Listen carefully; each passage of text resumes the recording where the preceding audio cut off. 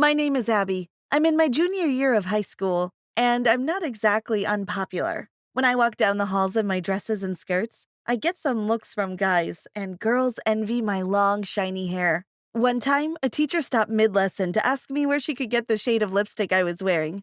Everyone knows my name at school, and it's great. But the attention I get from boys isn't exactly positive most of the time. They're all boring and not that good looking. Plus, they all dress like they just rolled out of bed. No guys in my grade or the grade above are worthy of a second thought. But my sister Melissa's friends are. Melissa is a year younger than me. She's a bit of a geek and honestly the polar opposite of me. While I wear heels, she wears sneakers. I wear dresses and she wears sweatpants. I can't remember the last time she didn't wear something dark or faded. She's a tomboy, but I'm more of a classic girl. When we were little, we were very close friends, but we drifted apart as our interests developed. She was into cars, and I was more into dolls. So we stopped being that close, but we still loved each other. As we drifted into different friend groups, she started hanging out with boys. She was friends with these four geeky, thin as twigs, and pale boys. Their names are Josh, Mark, Harvey, and Sam. They all wore glasses and were very unathletic.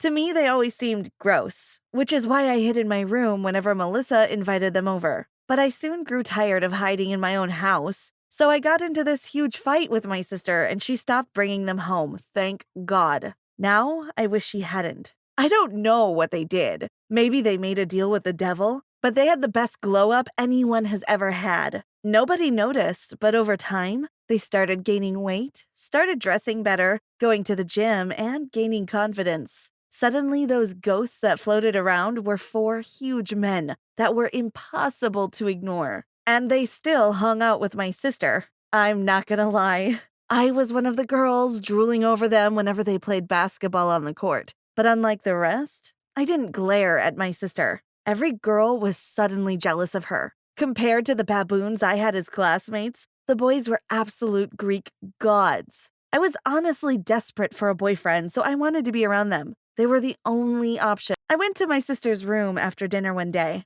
It was very cold and she had clothes lying all over the floor. She also had posters of bands I had never heard of all over her walls. "Hey, Mel, can I ask you a question?"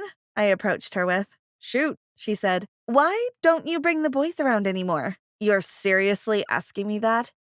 "Abby, you threw a fit and forbid me ever bring them back here." She laughed. I sat down on the floor next to her bed. "Well, yeah, but I really hate the way the girls stare at you whenever you hang out with them outside now. So I just wanted to tell you that I really wouldn't mind if you brought them back," I sheepishly said. Melissa was smart. She was sure to see through what I was saying. "Oh, really?" she asked, propping herself up on her elbows. "Are you sure you just don't want to ogle my boys?" I blushed bright red at that. Please, they're still the same geeks they were before. I just hate to see girls being mean to you. Well, if it matters so much to you, I guess I could ask them to come play some video games in the basement, she said, going back to the magazine she was reading when I came in. Great! I could hardly contain the smile on my face as I walked back to my room. The next day, I opened the door for four terrified boys, each a head taller than me in my tightest top and cutest shorts. "Hey, boys," I said, leaning on the door frame and throwing them a flirty smile. "Melissa's in the basement. You guys know the way." They looked a bit shocked at how nice I was, and I honestly can't blame them. They walked in and went straight for the basement while I skipped to the kitchen. 20 minutes later, I walked down to our basement holding a tray of fresh cookies. Our basement walls were concrete, and the only color in there was their video game and my yoga mat. "Would anyone like some cookies?" I asked in a flirty tone. I leaned over the guys as I showed them the cookies I had just baked, and they nearly drooled. I knew these boys, and I knew they were suckers for my grandma's cookie recipe. They attacked the cookies and nearly swallowed without chewing, like wild dogs devouring a deer. "Wow, I didn't even get a taste of those, but okay," Melissa muttered, to which Sam responded by throwing an arm around her shoulders. I felt a twinge of jealousy. "Hey, you guys don't mind if I do some of my yoga, do you?" I asked them while stretching my back a little. "Not at all." The boys nearly screamed at the same time. This was too easy. I started with downward dog and moved my way through my routine as I felt four pairs of eyes on me and saw red flashes of the game over sign. "You idiots, you're not even looking at the screen," Melissa huffed. "Abby, get out, you're distracting them." "Oh, I'm sorry," I said. "It's fine, I'm done with my routine anyways. I gotta go do some homework, I said as I walked back upstairs. I could hear 4 distinct slaps as Melissa slapped the back of the boys' heads. I always found their dynamic kind of cute. As I sat in my purple room with my laptop in front of me, I noticed someone walking past my door quite a few times. Harvey, are you looking for anything? I asked, loud enough for him to hear. Harvey poked his head through my nearly closed door, and his cheeks turned pink. I just wanted to tell you the cookies were great. Even though he was a tall, muscular man now, he still had that shy little boy energy, which I found adorable. Thanks, I smiled. I also wanted to ask you if maybe you wanted to hang out with me sometime, maybe? You don't have to if you don't want to. I just thought I'd love to. I smiled brighter. Great, I'll text you. He smiled like a kid on Christmas morning as he walked back out. I was so happy my plan worked and Harvey seemed to like me, but I didn't expect it to work so well. 10 minutes later, I had a near identical interaction with Sam. And then Josh asked me to hang out, and then Mark. I didn't know what to do. They were all adorable and handsome and sweet, so I ended up agreeing to hang out with all 4 of them. The weekend after the boys came to our house was probably the most busiest week I've ever had. On Saturday, Mark took me roller skating. Then that evening, Sam took me out for ice cream. On Sunday, Josh took me to get pizza, and later I went to the movies with Harvey. They were all so sweet, and I had a huge problem when I realized I was into all 4 of them. I had butterflies in my stomach whenever I got a text from any of them. I felt my heart flutter whenever I got a call from one of them and heard their voice. This was not the plan at all. I only wanted 1, but now I wanted 4. Harvey kissed me on our second date. He took me on a walk late at night to the park, and he kissed me under a beautiful cherry tree. Sam kissed me on our third date. On our second date, he took me to an arcade, and on the third, we took his dog to a dog park, which is where he kissed me. Josh kissed me on our second date. After we got pizza, he bragged that he could make a better pizza than that place, so I dared him to show me. I blew flour into his face, which then he got me back by smearing sauce all over my face, and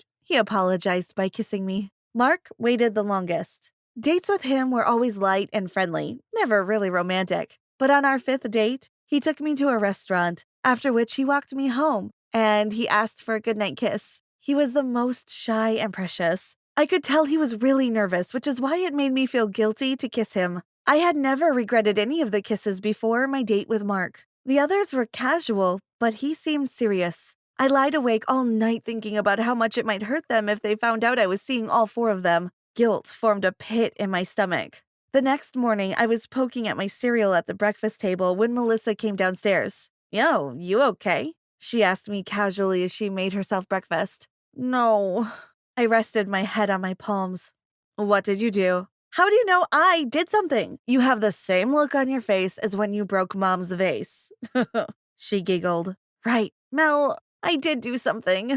I rubbed my tired eyes. I feel like I know what it is, but part of me still doesn't want to believe it. Melissa said coldly, What do you think it is? I looked at her with tired, teary eyes. She took a bite of her breakfast and gave me a mean, cold look. Abby, I love you, but I think you're dating all 4 of my best friends at the same time. Please, tell me I'm wrong. I wasn't surprised Melissa connected the dots. She was always smarter than me. My eyes welled with tears at the disappointment in my sister's face. I don't think I'm hungry anymore, she said as she got up, grabbed her keys, and walked out the door. The school year was nearly over, so I took the day off to think. I ignored the boys' calls and texts all day as I thought about what to do. I heard my phone buzz and saw a text from Melissa saying she was coming home early. I went straight to my room to avoid her, but she burst through my door. Why did none of them ever like me the way they like you? Her eyes were puffy and she had tears streaming down her cheeks. What? I stood up from my bed. I've been friends with them for so long, but they never had any sort of feelings for me. Why? I went to her and gave her the biggest hug I could. Mel, you're an amazing girl. If they couldn't see that, it doesn't matter. You're wonderful, you're smart and kind and funny, and people don't usually see it, but I honestly think you're prettier than me. Seeing my sister in tears brought tears to my eyes too. We hugged and cried together in the middle of my room. Abby, I told them. She sobbed into my neck. My stomach dropped, but I also felt some relief. I'm so sorry. I shouldn't have. Mel sobbed. I wiped a tear from her cheek and said, It's okay. They had to find out eventually. The sooner, the better. 2 days later, I decided I should go back to school. I knew my heart would break as soon as I saw the four boys I had such strong feelings for. I walked towards my locker in the busy hallway and saw the word player spray painted in bold red letters on it. People all around me laughed and threw paper balls at me.